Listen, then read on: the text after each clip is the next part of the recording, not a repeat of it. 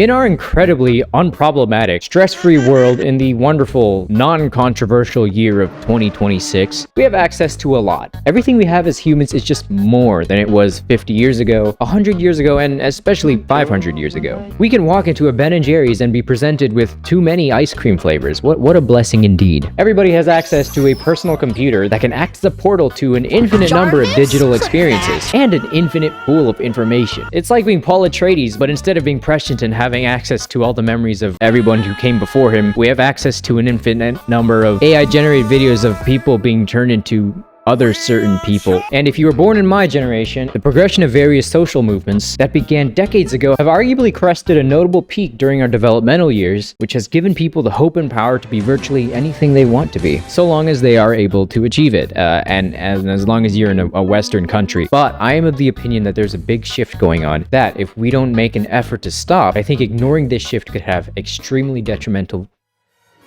impacts on the intellectual values of our generation and the generations to come. And this begs the question, in the face of this massive shift that affects everything in our lives and everything that it touches, what can we as individuals do to make sure that we don't turn into brainless masses? Hi guys, I'm Taco Balls, and this is another video where I will be shaking my fist at the sky, but I will also be backing it up with facts and logic.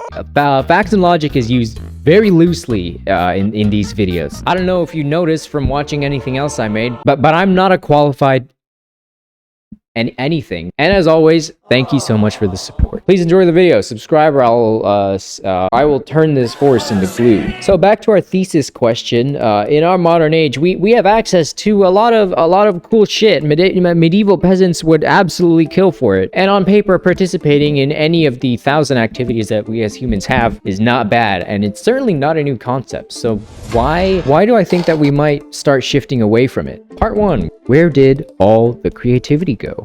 What the fucking kind of problem is this? This is a dopamine surplus. Very shitty for brain. The root of the problem is a lot simpler than you might think. I brought up earlier how we have more these days.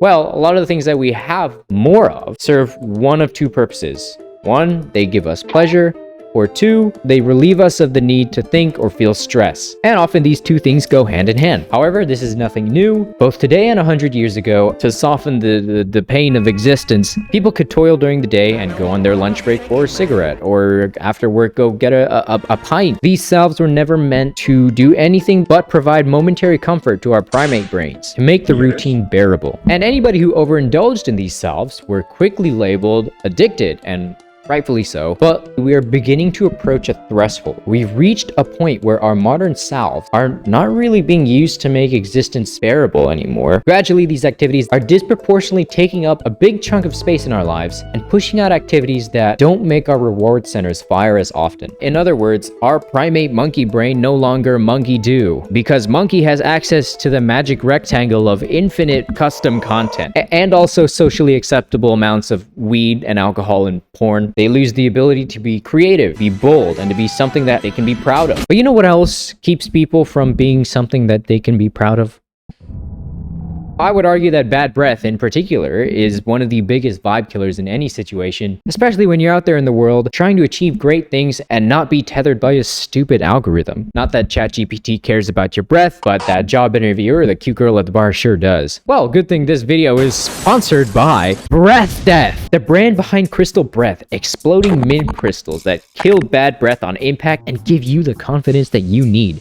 Now make no mistake, ladies and gentlemen, these are not your run-of-the-mill breath mints. Are any of you fans of popping candy? Yes? That's good to hear. Are any of you fans of not having hound breath? Well, Breath Death marries those two things together to make an actually nice tasting consumable that dissolves on your tongue and actually destroys bad breath at the source. Powered by zinc, these mints attack sulfur compounds in your mouth that cause the stink. So you're not covering it up, you're actively wiping it off the face of the earth, or your tongue. And they don't fade instantly either, keeping you clinically fresh for up to 4 hours, which is more than enough time for you to S-rank that date or crush that crucial interview, which in this job market, we all could use. They're also all natural, 0 calories, fast acting, dentist approved, and pack a delicious peppermint punch. And admittedly, because it actually tastes pretty good and it pops on my tongue, I actually have been having a lot of fun just like popping it throughout the day. It's the perfect addition to your breath routine. And it's compact. Breath Death comes in these little packs of 4, and I have literally just been carrying a tube everywhere in my pocket. But guess what, sports fans? I'm not done yet.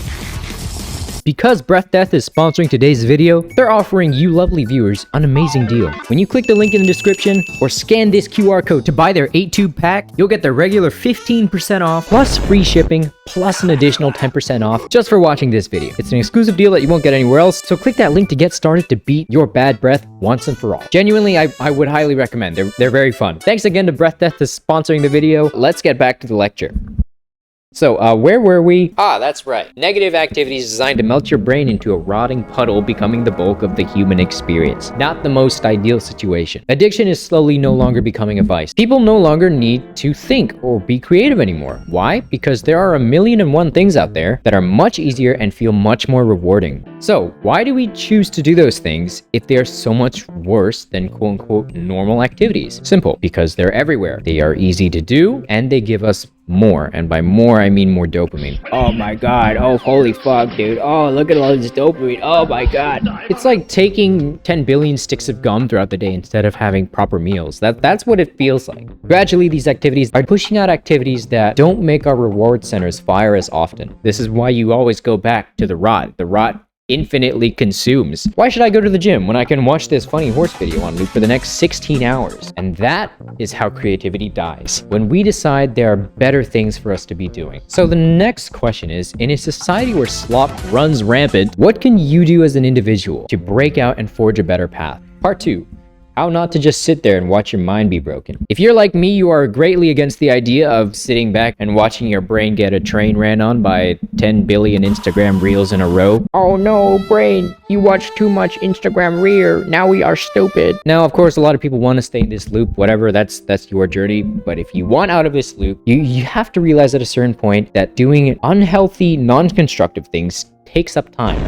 And this isn't even one of those like, oh, you need to like be productive constantly. No, it's just bad for you. So what's the conclusion? If you don't want to watch your brain absolutely shit the bed and melt into a puddle of chud goo, the only way to escape this is to, number 1, allot your time towards something that forces you to grow in some way, and 2, at the very minimum, remove or severely decrease the time spent doing things that do the opposite. Why? Because you've been in this mental loop for months and things haven't gotten better, and you can feel your brain slowly getting worse, and you haven't tried removing what causes it, but you were expecting things to just get better while you didn't touch the big fat ugly elephant in the room. There is no other method. There flat out is not. And that is the first step to getting a hobby. You have to pull the trigger on the other things. I'm sorry guys, you have to shoot the dog. You have to. I shot the dog several months ago. I don't regret my decision.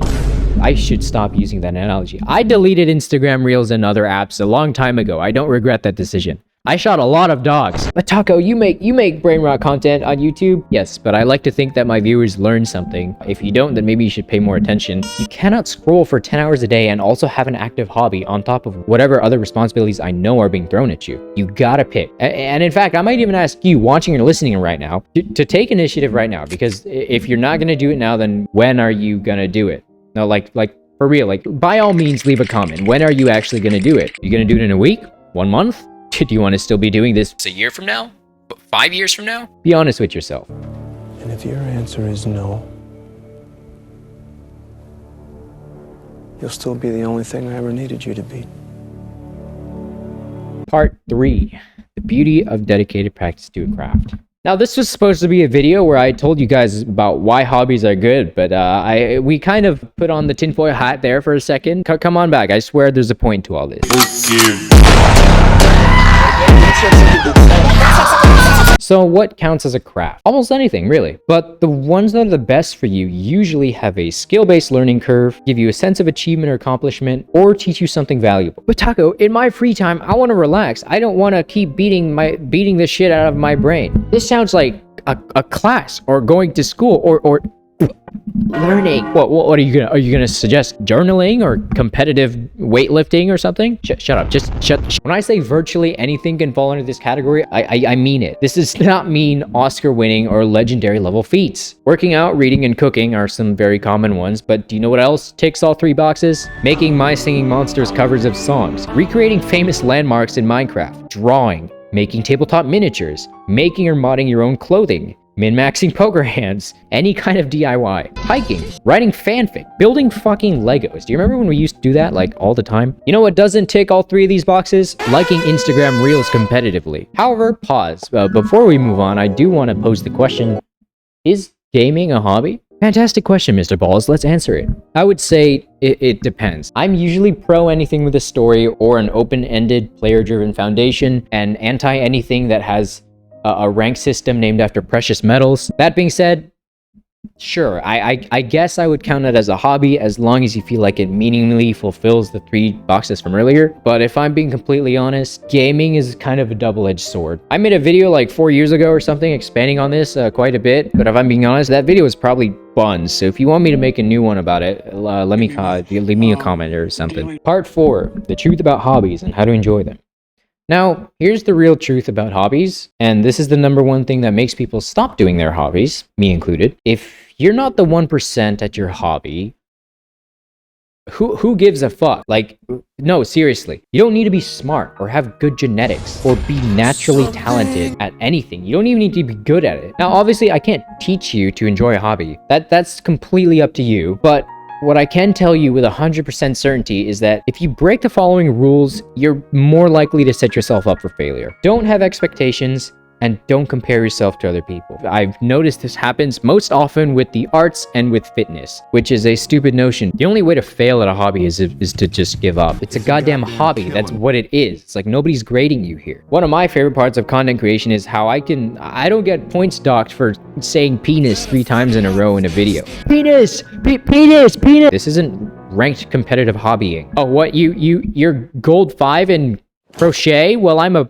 platinum 6. And above all, please do not treat your hobby like a get-rich-quick scheme, and don't try to find a hobby that you can use as a get-rich-quick scheme. And even if you keep doing it, 99% of the time, you'll just end up hating it because you're not in love with the hobby itself. Especially if it's content creation. You think I do TS because I thought I would be rich? Because guess what, guys? I'm not rich. No, I genuinely enjoy it purely for the love of the game. So what is the conclusion that I want you to come to? I encourage everyone to have something, especially if it requires a high degree of passionate craftsmanship. One of my favorite, like, really big scale examples is the vehicles in Fury Road. The crew made 60 vehicles, and we saw maybe a close-up of 2 of them. They fully made out and carved like skulls into all the metal. It's fucking awesome. Go to this link if you want to see photos. It's really cool. But even if you're not like an Oscar-winning, I don't know, like legendary car maker or something, even if you're not the Ronaldo of whatever that thing is, learn from Remy the Rat. Anyone can cook type shit. Because being able to start from 0 and eventually get to a point where you can painstakingly make something beautiful, I think that is fucking awesome. If you really give your passion and your enjoyment into an activity and you do it consistently, one day you might have something that you can call uniquely yours, and that's a feeling to treasure. I pray one day that all my homies get to experience that feeling. Once again, thank you to Breath Deaths for sponsoring the video. Go to the link in the description if you want some pretty fire breath mints. All right, bye now. Subscribe.